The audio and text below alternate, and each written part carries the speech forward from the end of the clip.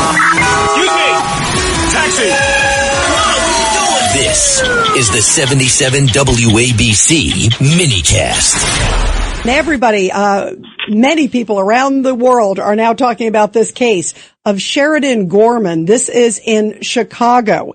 And this is the girl, the 18-year-old girl. She was out there with friends that night.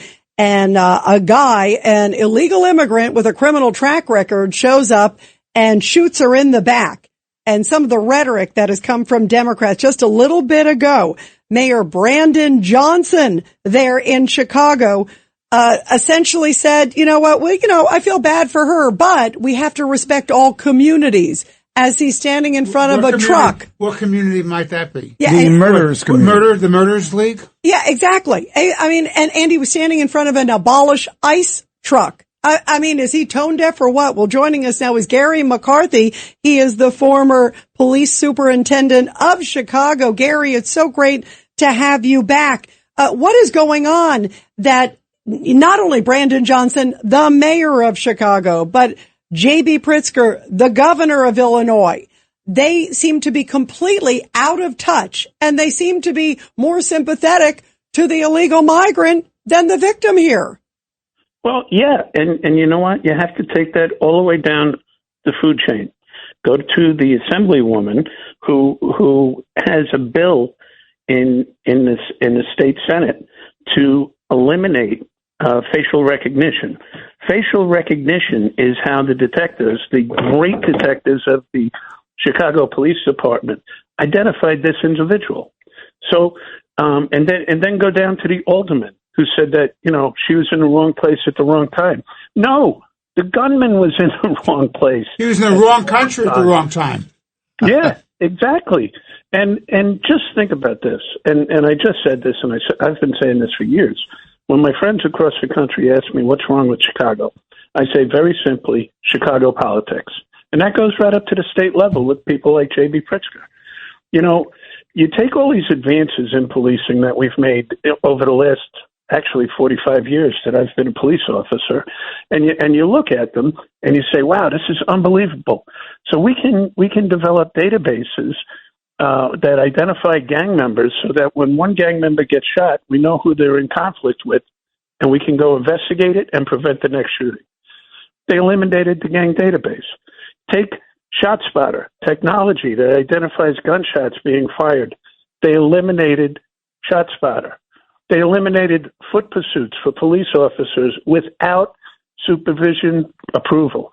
In other words, a guy runs from me, I have to call my sergeant to ask him if I can run after him. What is going on here? That's insane. And they want to block us from doing license plate recognition. Why? What is the motivation to stop us from having the tools that we know will stop people from getting killed? Garry, I want to ask you, you brought up the gang database because Rod Blagojevich, of course, former governor there, I saw he just did a story where he essentially says that he believes this was gang related, that maybe it was part of some sort of initiation or something. Do you believe, if he was in the system, right, that it was gang related? And how bad are the gangs there in Chicago? Oh, the gangs here are the real problem, and it's different than the gangs that I experienced in both New York and Newark. But, in New York and Newark, the gangs basically revolved around the narcotics trade. I called it the unionization of the narcotics trade. Here, they are generational gangs where the baby in the crib is a Latin king because dad's a Latin king, grandpa is a Latin king, and great-grandpa was a Latin king also. And they're at war with whoever, the Red Hot Chili Peppers. And that's just going to be. But so I have some inside information that was completely unprovoked. And I said to myself, well, this sounds like either a thrill kill or a gang initiation, especially since this guy is Venezuelan. And one of the worst new gangs that popped up in the last few years in the United States comes from Venezuela. I don't even want to say their name. We don't want to give them any credit. But at the end of the day, these kids from Loyola were out for a walk on the beach, and they turned to walk down a pier, and they saw this guy on the pier, and they got a little bit spooked, and they turned around to retreat from going near this guy, and he whipped out a gun and just fired a shot into the crowd. Wow.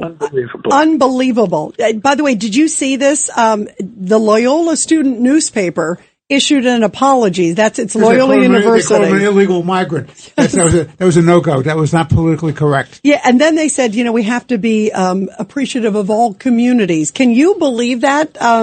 That they said illegal migrant isn't a nice term, so they essentially retracted calling, as opposed to saying, then they later said a Rogers Park resident. I mean, oh my God. Listen, and you guys know this. My dad was a World War II Marine, came home after fighting at Guadalcanal, New Guinea, New Britain, Iwo Jima, and the occupation of Japan, became a New York City police officer. I got to wear a shield. Political correctness does not run in my blood. And to retreat from something like that, I think, is cowardice. And it's just, what's wrong? It's what's wrong today. And unfortunately, we're going to keep going in this direction because it's become very obvious that, I might have these numbers wrong, but Gen Z and the black community basically put Mandami in office. So you offer people free stuff. Who's going to take it? Gen Z. And unfortunately, here in Chicago, I could tell you that preachers and other people have basically kept black people on the dole, which black people talk about the fact that keeps them down. So it's going to continue in this direction. Yeah, because it's the younger generation coming up has no concept. No concept. Absolutely. And some of them. And then we've got elected officials who have never been punched in the face. And, that's always a wake-up call. Pritzker talks about the fact if you want to go after my people, you have to come through me. Well, I'd rather go through them than around them, I could tell you. It'd be a lot better. My bet's on you, Gary. My bet's on you. Gary, thank you. We always love having you, and thank you for speaking common sense and truth. It's such an important time right now. I certainly try. Love talking to you guys. Stay in touch.